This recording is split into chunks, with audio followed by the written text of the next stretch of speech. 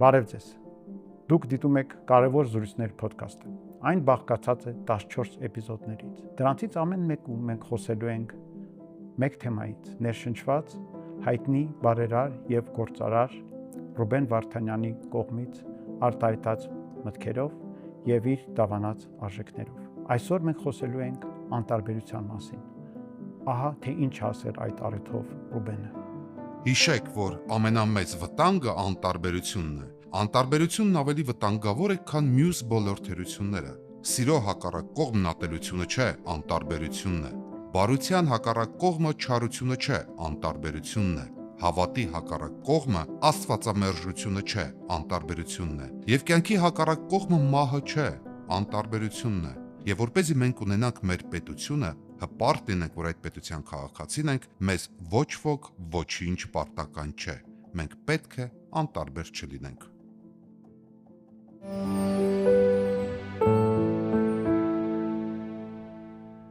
Անտարբերության մասին այսօր խոսելու ենք Հայաստանի Հանրապետության առաջին վարչապետ Վազգեն Մանուկյանի հետ։ Բարև ձեզ, պարոն Մանուկյան։ Ամենամեծ վտանգներից մեկը հասարակության համար անտարբերությունն է։ Դա եւ գիտական հետազոտությունների արդյունք է, մենք դա փաստացի ամեն օր տեսնում ենք մեր կյանքում։ Այն քաղցկեղի նման կեղեքում է հասարակությունը եւ այսօր մենք նկատում ենք, որ մեզանում այդ առատը գնալով տարածվում է։ Որն է ձեր տեսած անտարբերության վերջին դրսևորումը Հայաստանում, որ ձեզ առավել անհանգստացնում է։ Անտարբերությունն ինչի նկատմամբ։ Սովորաբար անտարբերությունն ասում են հասարակական երևույթների հետ կապված մասնակցություն, հանրավակներ, ընտրություններ եւ այլն։ Ցանկացած ժողովուրդ մի շերտ ունի 20%, 30%, չէ՞, որոնք անտարբեր են ի սկզբանե։ Իրանց ուղղակի հասարակական կյանքը չի հետաքրում եւ իրանց հետաքրում են լրիվ ուրիշ հարցեր։ Այնպես որ այդ թիվը մի կողմ թողնենք, իրանց մասին չի խոսքը։ Խոսքը նրա մասին է, որ ուներ հետաքրություն, կամաց կորում է այդ հետաքրությունը։ Հիշում եք 90-ականների սկզբում որքան էին մարդիկ ներգրավված, որքան հույսեր ունեին, հավատ ունեին, որ ինչ-որ բան լավ կլինի, այդ նույն մարդիկ երևի այսօր շատ ավելի քիչ են։ Հա, բայց նայեք ինչ, եթե դու անընդհատ օրինակ երկրի վիճակը փոխելու համար լավագույն ձևը ժողովրդավարական երկրում դա ընտրությունն է։ Եթե դու անընդհատ գնում ես ընտրությունների փորձելով ազդել դեպքերի վրա, ու տեսնում ես, որ ընտրությունները կեղծվում են եւ քո ձայնը ոչ մի նշանակություն չունի, մի անգամ, երկու անգամ, երեք անգամ մոտդ անտարբերություն է առաջանում, որտեղ դու հասկանում ես, որ քեզանից այդտեղ որևիցե բան կախված չի։ Այսինքն դա ուրիշ տիպի անտարբերություն է։ Դու ուղղակի հասկանում ես, որ դու դերակատար չես այդ ամեն ինչում։ Բայց տեսեք, ուրիշ օրինակ բերեմ։ Կարծես թե դեռ այլ ոլորտից է, բայց նույն դրսևորումն է։ Մտնում եք շքամուտք շենքի եւ տեսնում եք ամենակեղտոտ, ձմռանը պատուանները կոտրած եւ ցուրտ, բայց ամեն մարդ իր դուռը գեղեցիկ սարքել է եւ ներսում շքեղություն է։ Կամ գնում ես միտեղ հանգստանալու, մի լճի ափին եւ տեսնում ես, որ բոլոր այնտեղ հանգստացողները միայն հոգացել են նրա մասին, որ իրենց մեքենան մաքուր մնա։ Իսկ թե ինչ կլինի այդ լճակի հետ, իրենք դրա նկատմամբ բացարձակական տարբեր են։ Հիմա դրանք նույն բանը չեն։ Դա մի քիչ ուրիշ բան է երևի։ Բայց դա նույն հանրային երևույթն է, չէ՞, մենք խոսում ենք հանրային իրականության նկատմամբ անտարբերության մասին։ Արդյոք դրա նույն արմատը չունեն։ Դա արդեն ուրիշ արմատ է։ Այն ինչի մասին ես որ ասում եմ, խոսքը գնում էր ակտիվ մարդիկ, որոնք կամաց կորցրեցին այդ իրանց ակտիվությունը, եղան հեղափոխություններ, ստացան խոստումներ, էլի չկատարվեց, դրանց անտարբերությունը բնական է։ Մարդկանց մի շերտ կա, որ մտածում է միայն իր մասին, դա էլ է բնական, ես կարծում եմ, ու ստորում այդ շերտը մեծանում է ոչ միայն Հայաստանում, այլ ամբողջ աշխարհում։ Դոստոևսկու հերոսներից մեկը ասեց, որ եթե չկա Աստված, ապա ամեն ինչ կարելի է անել, այսինքն պետք է ապրես միայն քո համար, ոչ մեկի արժեք պատասխանատու չես, դա ուրիշ ձևերով այնուամենայնիվ սողոսկում է հիմա արևմուտքի ժողովուրդների հոգեբանության մեջ, այդ թվում նաև մեր ժողովրդի։ Եվ այդ ճիշտ եք ասում, այդ նույն մարդը, որ իրեն ասում ես Ղարաբաղ են կորցրել, իր պետք չի, բայց հարևանին մի քառակուսի մետր եթե վիճում են զուգարանը այս կողմ բերել, թե այն կողմ բերել, կարող է բայերով իրար խփեն ջարդեն։ Դա անբացատրելի է, բայց այդպես է։ Բայց ամեն դեպքում ինչ եք կարծում, անտարբերությունը դա դրա խորքում ինքնապաշտպանությունն է։ Դա ընտրությունն է մարդկանց, դա առաջնահերթություններն են եւ դա մշակութային հանգամանք է, դա արժեքային հանգամանք է։ Թե դա ամեն ինչն էլ կա, որտեվ նայեք, այս երկրորդ Ղարաբաղյան պատերազմից հետո շատ մարդկանց անտարբերությունը ես բացատրում եմ, որ ոնց որ իրանցից ուզենան փախնել, չեն ուզում կենտրոնանան այդ մտքերի վրա, որտեվ այն ինչ որ կատարվեց սարսափելի էր, այսինքն փախուստ ինքը իր մեջ։ Դա շատ-շատերի մոտ կատարվեց, որտեվ եթե դու անընդհատ վառ գույներով պատկերացնես ինչ կատարվեց, կարող է խելագարվես, մարդիկ հիվանդություններ են ստանում, եւ դա ինքնապաշտպանություն է ավելի շատ, այդպիսի երևույթ էլ կա, ինքնապաշտպանության համար դառնալ անտարբեր։ Դե դուք սկզբից խոսեցիք ժողովրդավարության մասին եւ դրան հակադարձեցիք անտարբերությունը, որ փաստացի անտարբերությունը նաև առաջանում է ժողովրդավարական գործընթացների նվազեցման արդյունքում մարդկանց, որտեղ հասարակական կյանքով հետաքրքրվելը դա այս կամ այն ձևի կապված է նաև ընտրությունների հետ։ Հիմա ձեզ մի ուրիշ հարց տամ, ընդհանրապես իշխանություններին ավելի լավ է, որ մարդիկ անտարբեր լինեն, թե ներգրաված։ Եթե ներգրաված լինեն իրանց սատար կանգնելով, իհարկե կողմ կլինեն, բայց զգուշության համար ավելի լավ անտարբեր լինեն։ Իշխանություններին շատ ակտիվ ժողովուրդ պետք չի։ Ու ես նկատել եմ, մի ժամանակ կարդում էի դրա մասին, բայց ինքս իմ կյանքում քանի անգամ նկատել եմ, որ իշխանավոր մարդիկ աշխատում են իրանց կողքը պահել ոչ ինքնուրույն մարդկանց։ Ինքնուրույն մարդկանց իրանք անվանում են անկախագուշակելի։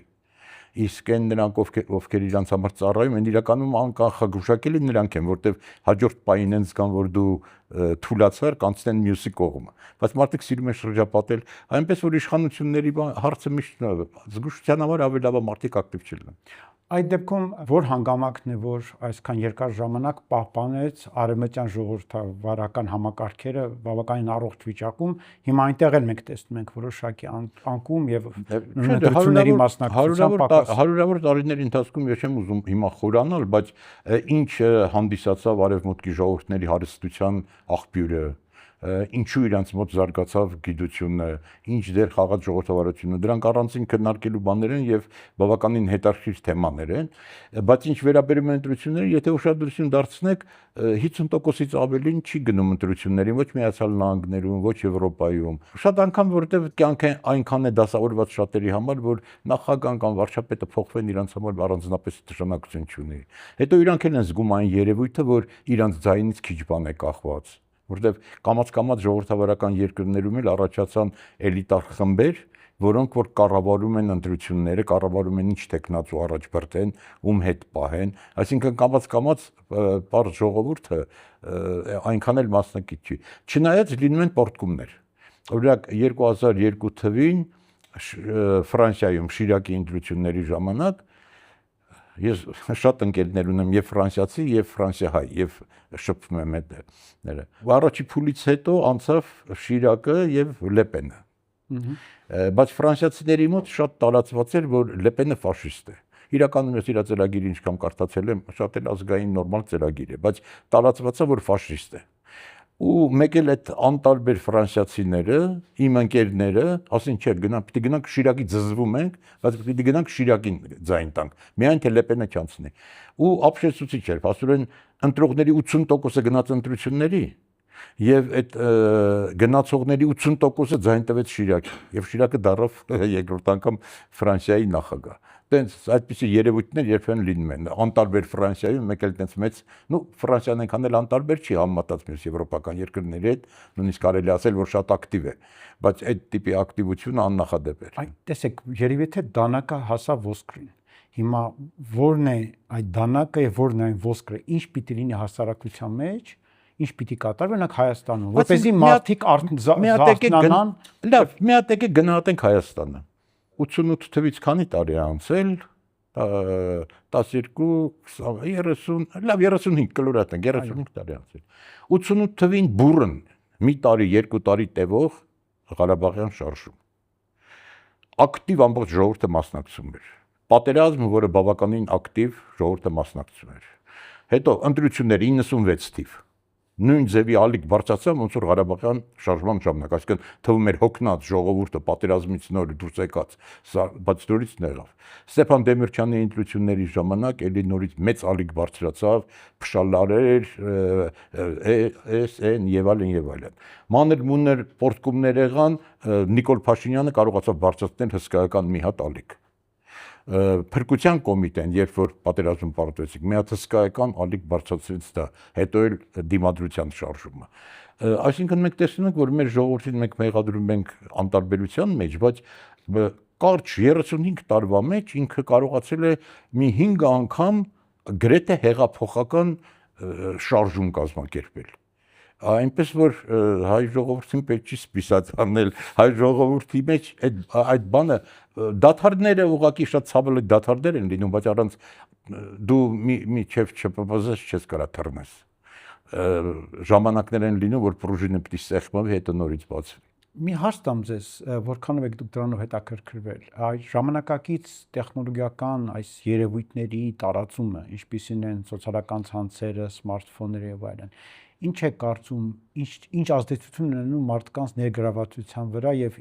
դա արդյոք դա դրական ազդեցություն ունի, բացասական կամ ինչպիսին, եթե ավելի խորը նայենք։ Որպես տեխնոլոգիայի վերաբերվում եմ շատ դրական։ Որպես հետևանքներ հասարակական կյանքի կարծում եմ, որ բացասական, գիտեք ինչ իմաստով։ Նայեք, երբ որ ասենք դեմոկրատական պետություններ, այդ սոցիալական ցանցերը չկար, կար հեռուստացույց, հեռուստացույցով մի 2-3 ալիք կար, այսինքն ինչ որ լուրեր տարածում կամ բան, այսինքն ամբողջ ժողովուրդը Ֆրանսիան լինի, թե Հայաստանը լինի, նույն լուրերն էին լսում, նույն մեկնաբանությունները, հետո կարային իրար հետ վիճեին, ինչ որ միասնականություններ ապահովում։ Հիմա այս սոցիալական ցանցերի միջոցով նույն Հայաստանում, ոնց որ Հայաստանը լինի բազմազգ պետություն։ Հիմա օրինակ ներկա պահին, որ կա անդիմություն եւ իշխանություն, իշխանության կողմ մարդիկ երբեք ընդդիմադիրի ալիքի մեջ չեն մտնի, ցանցի մեջ չեն մտնի։ Նրանք էլ սրանց մեջ չեն մտնում, այսինքն կամաց ժողովուրդը բաժանվում է իրար հետ չհաղորդվող եւ իր մեջ հեռացող, իր մեջ իդեաներ առաջացնող տարբեր հատվածների, այսինքն օտարում է տեղի ունենում։ Դրա համար մեղադրել սոցիալական ցանցերը, հա, բայց ցանկացած տեխնոլոգիական նորություն, որ առաջանում է, նա իր հետ բերում է խնդիրներ, բայց մարդկությունը դրանով էլ մարդկություն է, որ կամաց այդ խնդիրները լուծում է։ Սոցիալական ցանցերը բերեցին նաեւ պոպուլիզմի խնդրեմ։ Բոլոր դեմոկրատական երկրներում հիմա հայտարարում են, որ ամենամեծ վտանգը իրանց համար դա պոպուլիզմն է։ Բայց ինձ թվում է մարդկությունը դա էլ կհաղթահարի, կգնա առաջ, որովհետև գիտեք ինչ, աշխարհում հին Հունաստանը վերցնենք, դեմոկրատիա, բռնապետություն, տարբեր ձևի դեմոկրատիաներ, տարբեր ձևի հալիքաձև շարժվում է։ Մի բանը, որ անընդհատ անշեղորեն գնում է առաջ եւ մարդկությունը դրանով է առաջ գնում, դա գիտությունն ու նոր տեխնոլոգիաներն են։ Դա է մարդկության աշարժիչ ուժ առաջ տանողը նա է։ Դե լավ, մի օր բռնապետություն կլինի, մի օր դեմոկրատիա կլինի, դրանք ալիքաձև իրար հաջորդելով, մի քիչ զարգանալով, մի բան ավելացնելով գնում են։ Այդ տեսակետից ոչ մի դեպքում տեխնոլոգիական զարգացման դեմ կանգնել չի կարելի։ Ուղղակի պետք է հարմարվել։ Եթե դա զարգացում է, որովհետև կա խնդիր, որ կային եւ եղել են տեխնոլոգիաներ եւ նախկինում եւ այսօր, որոնք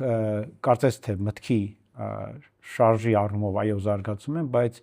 հասարակական եւ իրականում ընդհանրական տեխնիկական զարգացման այսպիսի փակուղային ճանապարհ են դառնում, որոնք ավելի շատ վնաս են հասցնում։ Ինչի նկատի ունեք։ Տեսեք, օրինակ, տեսեք, միջնադարում եղել են բազմաթիվ ոգևորություններ տարբեր բաների շուրջ, ասենք ալքիմիկությունը, նույն ալքիմիան երկար մեծ քանակի ռեսուրսներ տարել ոչնչացել, հա, արդյունքում քիմիան արթնացավ, բայց դա մի տորակ է, մի փոքր մի օգուտ հետո լինում է։ Միշտ մի օգուտ հետո լինում է։ Նայեք օրինակ հիմա կլոնավորումը, որ դու կարաս նույնից իր DNK-ն վերցնես եւ նույնից մի հատ էլ սարքես, հիմա չի խրախուսվում, այսինքն գիտնականները դա չի խրախուսվում ոչ թե սխալողությամբ կտա, մարդկությունը դեռ այդքան չի զարգացել, որ դա ճիշտ օգտագործի, դա կարա սխալ օգտագործի։ Դա համար դա հայտնաբերում են, բայց դնում են ռեսուրսներ, ասում են դոլգի ящик, հետո նորից կվերադառնան դրան, տենց բաներ կան։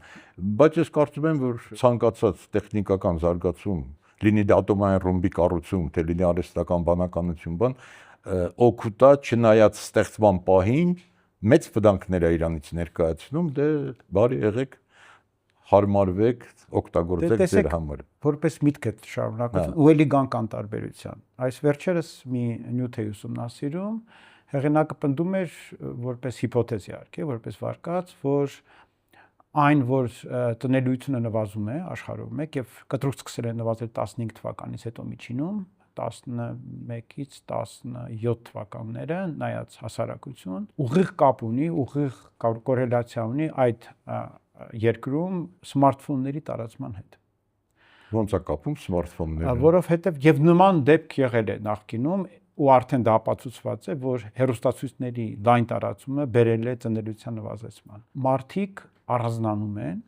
որովհետև դա միջոց է կտրվել վնասվածներից, ավելի քիչ շփվել եւ այսօր այն որ ծնելիությունը նվազ է նաեւ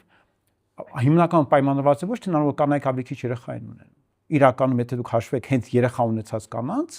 ապա երեխաների քանակը ավելի նվազ չէ, քան ասենք 30 տարի առաջ։ Խնդիրն այն է, որ ավելի քիչ կանայք ամուսնանում են եւ ավելի քիչ տղամարդիկ են ընտանիքներ կազմում։ Ես կարծում եմ դա ուրիշ բան։ Գիտեք, ես մի հատ հետազոտություն եմ կարդացել, որը բաներ անում, համեմատում էր կանանց շրջեզկի երկարությունը ծնգից ինչքան է բարձր։ Ու պարզվում է առաջին եւ երկրորդ համաշխարհային պատերազմից առաջ անհամաչափ բարձր էին եղել։ Եվ եզրակացություններ անում, որ երբ կանանց սկսում են հագնել շատ կարճ, շուտով համաշխարհային պատերազմ կլինի։ Այդպիսի տեն զուգադիպություններ շատ կարող է անել։ Նախ եւ առաջ բժշկության առաջ խաղացումը, որ առաջինը որ դու կարող է կինը այնպես անել, որ չհեղիանա։ Մի ժամանակ դա հնարավոր չէր։ Դա որ ամուսնական կյանքում երեխաներ շատ են լինում։ Հետո երեխաներից ես հիմա չեմ հիշում, բայց Վիկտոր Գյուգոն կարծեմ 14 երեխա ուներ, որից մնացել էր կենթանի միայն 3-ը թե 4-ը։ Այսինքն երեխա ունենալը դեռ չէր նշանակում, որ դու սերունդ ապահովեցիր, պետք է շատ երեխա ունենայիր, որ բան այդ հարցերը լուծվեցին։ Հետո մարդկանց կյանքը փոխվեց, մարդիկ ուզում են ապրեն մի քիչ իրանց հաճույքի համար եւ ոչ թե ընտանիք պահելու։ Եվ բացի դրանից էլ վերևից անընդհատ քարոզ գնաց։ Այդ քարոզչությունն էլ հատուկ քարոզչություն։ Հիմա ես չեմ ուզում կանգնեմ այդ ոսկե 1 միլիարդի կամ ինչի վրա, բայց նաև քարոզչություններ գնում եւ երեխա ունենալը համարվում էր ավելորդ տանջանք, հանուն ինչի։ Դե տեսեք, ես ուղղակի հիմա այդ բոլոր հանգամանքները պատասխանատվությունը հասարակության հանդեպ նվազում է։ Այո։ Հիմա այդ եթե ես ապրում եմ ինձ համար, շատ է տարածված ծնվել ենք մի անգամ, ոչ մի նպատակ մարդկությունը չունի, ոչ մի վերին ուժ չկա, որը ինձ գնահատական է տալիս, ես ճիշտ եմ պահել ինձ, թե չէ, ես ապրեմ այնպես, որ մաքսիմալ հաճույք ստանամ։ Չար մարդը չար կյանքով կապրի, բարի մարդը բարի կյանքով կապրի, բայց այդ կյանքի մեջ ամեն ինչ ինչ որ խոչընդոտ է, այդ թվում նաև երեխա ունենալը, ոնց որ թե ավելորդ բեռ է, հանուն ինչի։ Հանուն ընտանիքի, բայց ընտանիքները կամաց տրոհվում են։ Այսինքն հիմա որ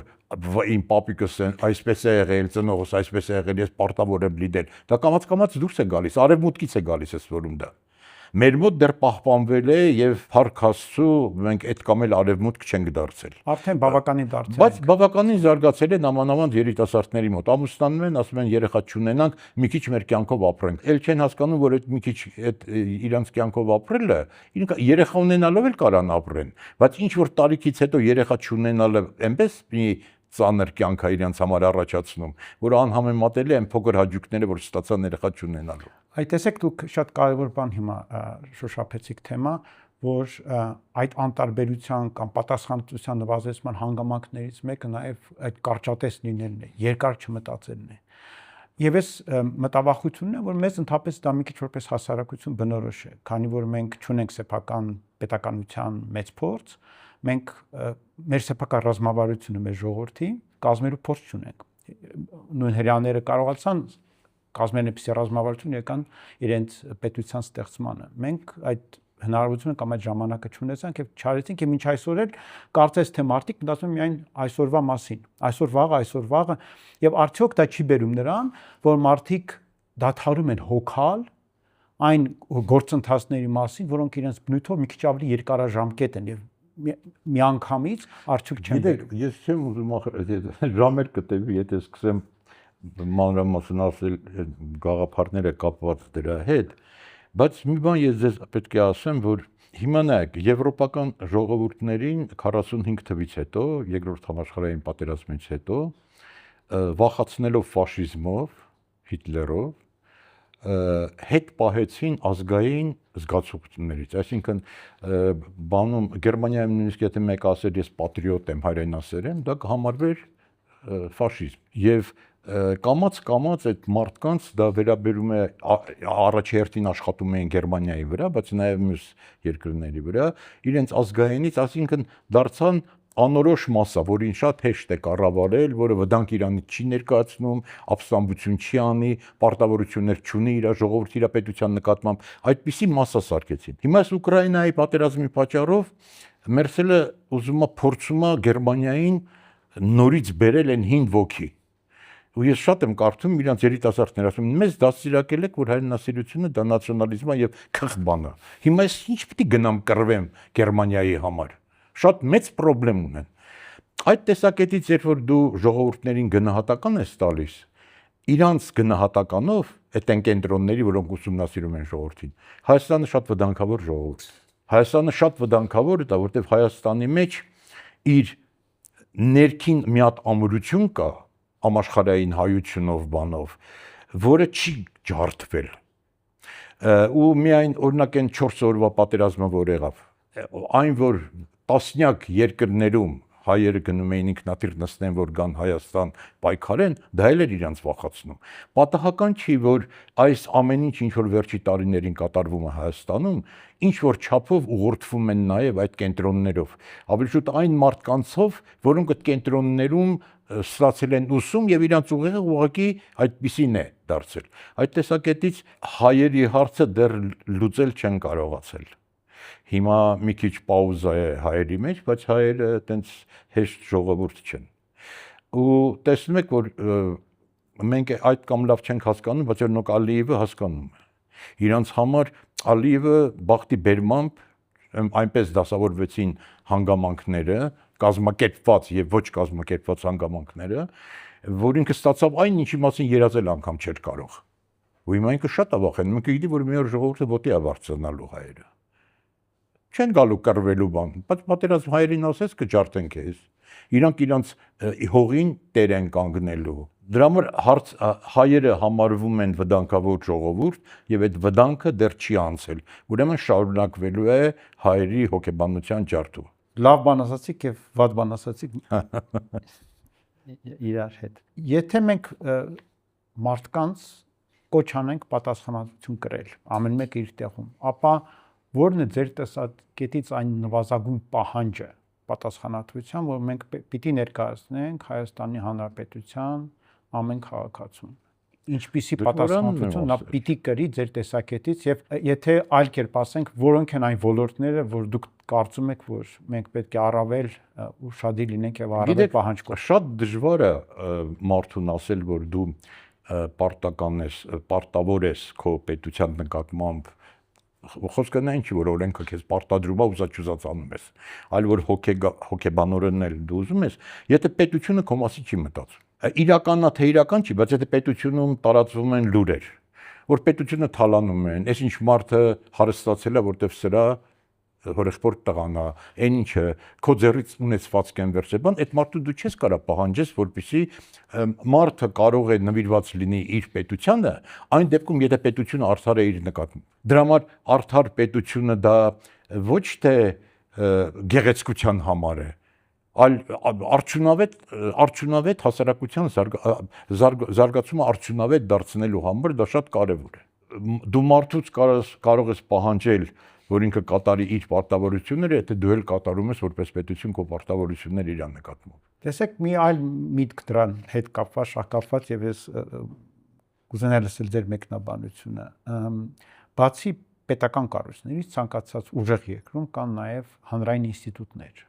որոշակի քաղաքացիների կողմից ձևավորված կառույցներ, որոնք մեծ ազդեցություն ունեն հասարակության մեջ։ Եվ շատ քաղաքագետներ ինչի նկատի ունենք, օրինակ կուսակցություն, բացի կուսակցություններ, որ հասկանամ ինչի մասին է։ Տարբեր հանրային շարժումներ, տարբեր, ասենք, պաշտպանության կառույցներ, շահերի պաշտպանության կառույցներ, համալսարաններ, հզոր ինքնուրույն անկախ համալսարաններ, որտեղ ձևավորվում է միտք եւ գաղափարախոսություն եւ որոշակի ազատության գաղափարախոսություն առաջնահերթորեն, մտքի ազատություն։ Դրանք երբ որ պետությունը սկսում է լինել անարդար եւ ճնշում գործադրել, իսկ դա ցանկացած պետության բնորոշ բան է, մենք դրա մասին խոսեցինք։ Իրենք կարծես թե դառնում են այն հակակշիռը, որը մարդկանց մեջ դեռ պահպանում է հավատը, որ եթե սա կա, ուրեմն մենք դեռ կարողանանք հավասարակշռություն սահմանել եւ ճնշում գործադրել, որպեսզի պետությունը ավելի արդյունավետ եւ ավելի արդար լինի։ Հիմա այդ ինստիտուտների գոյությունը դա բխում է քաղաքացիների պատասխանատվության եւ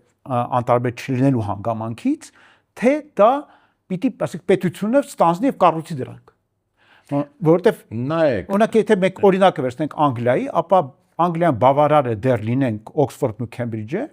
եւ Անգլիան կլինի այն երկիրը, որտեղ միջև վերջ ժողովրդավարական պայքարը, ազատության պայքարը պահպանվի, չի մարի։ Անկամ այնտեղ նորից վերադառնան բռնապետներ եւ փորձեն ամեն բան ճնշել։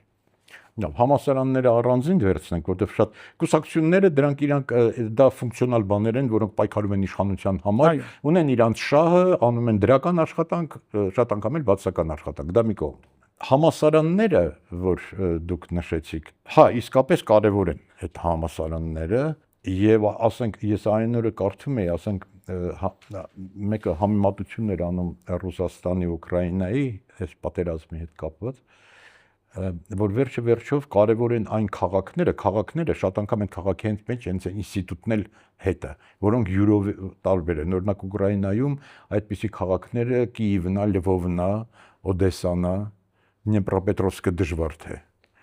Ռուսաստանում էլ կան մի քանի հատ տենց քաղաքներ։ Խորհրդային բանում Միացյալ Նահանգներում 15-20 տենց քաղաք կա։ Հայաստանում տենց Հայաստանը փոքր է, ինքը տենց կենտրոններ չունի, դա ես գնացի նույնիսկ համասարանից ավելի մեծ կենտրոնների մասին խոսեցի։ Բայց համասարանը մի ժամանակ այդպիսի կենտրոններ Հայաստանում ճանաչված չէր դրսում Հայաստանից դուրս, բայց Հայաստանի ներսում, երբ որ խորհրդային միություն էր, Կենտկոմի քարտուղարները վախենում էին մտնեին համասարան,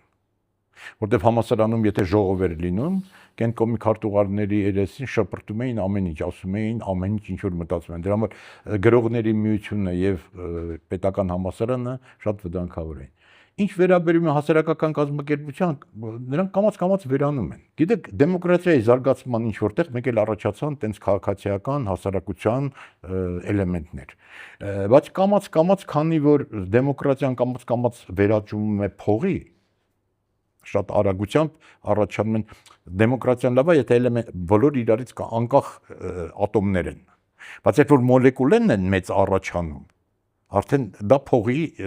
շնորհիվ է։ Արդեն նրանք ուզում են թելադրել մյուսներին ինչա պետք անել։ Եթե դուք նայեք Հայաստանում մենք որ անկախությունը ստացանք, ես շատ ուրախանում եմ, ասում եմ, տեսեք, հասարակական կազմակերպություններ են ստեղծում եւ այլն։ Էկոլոգներ կային, ուր է հիմա։ Ինչ եղան դրանք։ Պարզվեց, որ դրանց հետևը կանգնած են ուղղակի դրսի ուժեր, որոնք ֆինանսավորում են, այդ տղեկը անկեղծ էին պայքարում, բայց ֆինանսապես արդեն ինստրումենտ էին ուրիշի ձեռքում։ Դա համար այդ հասարակական կազմակերպությունները ես վախենում եմ, դրանք ավելի մեծ հեշտությամբ դառնում են մեկն ու մեկի ձեռքում խաղալիք։ Իսկ այս աշխարհում, որ ամեն ինչի մաս սկսվել է փողով որոշվել, ցանկացած բան կարելի է առնել, շատ վտանգավոր է։ Ինչ վերաբերում է համասարաններ, բաներ, իհարկե դա պետք է, բայց ախր Հայաստանում հիմա այդ բանը չկա։ Խորհրդային միությունը ինչու էր տենց։ Խորհրդային միությունը հռչակել էր, որ մենք պետք է նվաճենք աշխարհը պետք է լինի կոմունիստական։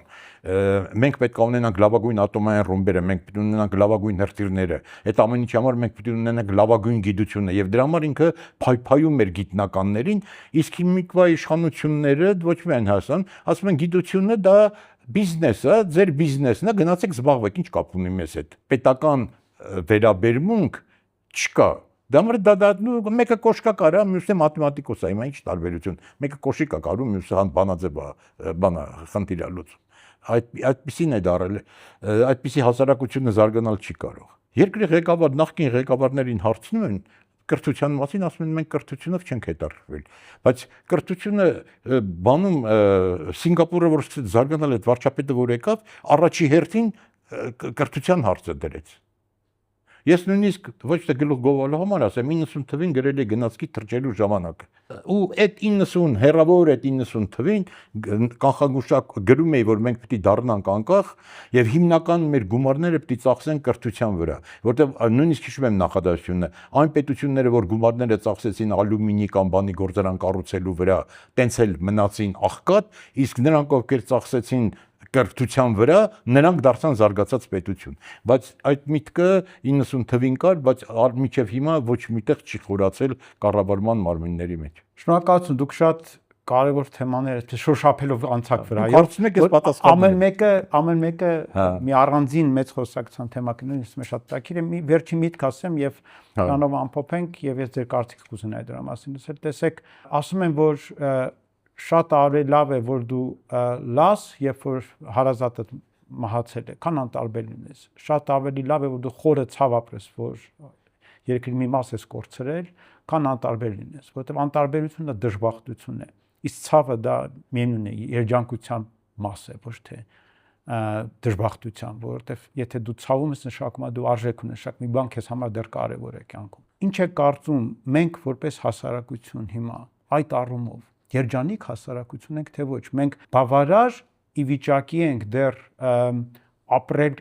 լիարժեք կյանք, որտեղ կա ամեն բան եւ մենք միևնույն է որպես հասարակություն լայն առումով անտարբեր չենք, թե մենք գնում ենք դեպի այսպիսի մահ, երբ որ մարդիկ գնալով դառնում են ավելի անտարբեր եւ հետեւաբար ավելի միայնակ եւ դժբախտ։ Այն կորուստը նամանավանդ են մարդկանց համար, որ շատ են եղել Արցախում, իրանք մասնակցել են այդ ամեն ինչին, դա սարսափելի ցավ է եւ իմ աչքի առաջ օրինակ կնոջս եղբայրը Ավետիք Իշխանյան ինքը մահացավ, ինքը հիվանդություն ստացավ, ներվային ամբողջ համակարգը փչացավ, որտեվ ինքը գիշեր ցերեկ դրա մասին էր մտածում, դա բաններ անում։ Ու իմ մոտ ոնց որ բնած դա առաջանում, որ չի կարելի, ես իրան ասում եի, ավո, չի կարելի ամեն ինչ կարդալ, այդ ամեն ինչի մեջ մտնել։ Քեզ մի քիչ որպես դիտոր, մի քիչ անտարբեր դարձի, մի քիչ դիտոր դարձի, որպեսզի ուժերդ պահպանես։ Ու ես կարծում եմ, որ մեր ժողովրդի մի հատ մեծ հատված հիմա ինչ որ տղաներ կան, որոնք որ Ավետիքի պես տենց գնացին, մահացան այդ դարդից, բայց շատերն էլ իրանց մեջ թաքցրեցին, մի հատ տեղ պահեցին, աշխատում են շատ չփորփրել, ու ես կարծում եմ, որ դա ճիշտ են անում, որտեվ կգա ժամանակը կբացվի դա։ Նայեք 1915 թվից հետո սարսափելի հարված էր մեր ժողովրդի համար, 1.5 միլիոն մարդ մենք կորցրեցինք։ Ու ես մի հատ նախադասություն ասեմ, որի համար ինձ կհարվածեն, բայց մեր բախտը բերեց, որ մենք անկախությունը կորցրեցինք։ Խորհրդային Միությունը եկավ վերցրեց, արգել է ցեղասպանության մասին խոսալ։ Ու սերունդներ աճեցին, որոնք չէին էլ իմանում, որ ցեղասպանություն ա եղել, ինչ ա եղել, բայց իրանք առողջ էին։ Այդ հոգեկան բեռը չկրեցին իրանք։ Առողջ էին, դառան ակադեմիկոսներ, նոր ինստիտուտներ բացեցին, նոր գործարաններ, ու 65 թվին նոր պորտկաց նորից այն մոռացված ցավը, սփյուռքը տենց չէր, բայց Հայաստանում դա մոռացված ցավ էր ինչ որ։ Միայն սերունդից սերունդ դա ներում էին խոսում, բայց հասարակությունն ինքը անտարբեր էր։ Դա համար երբեմն երբ որ դու տենց ցավի ես հանդիպում, քեզ պետք է մի քիչ ժամանակ, որ դու մոռանաս դրա մասին, ուժեղանաս, նոր կլապանները բացես, ցավը բերես որպես շարժիչ ուժ։ Շատ շնորհակալություն ձեզ։ Շատ հետաքրքիր շնորհակալություն զրույցի համար։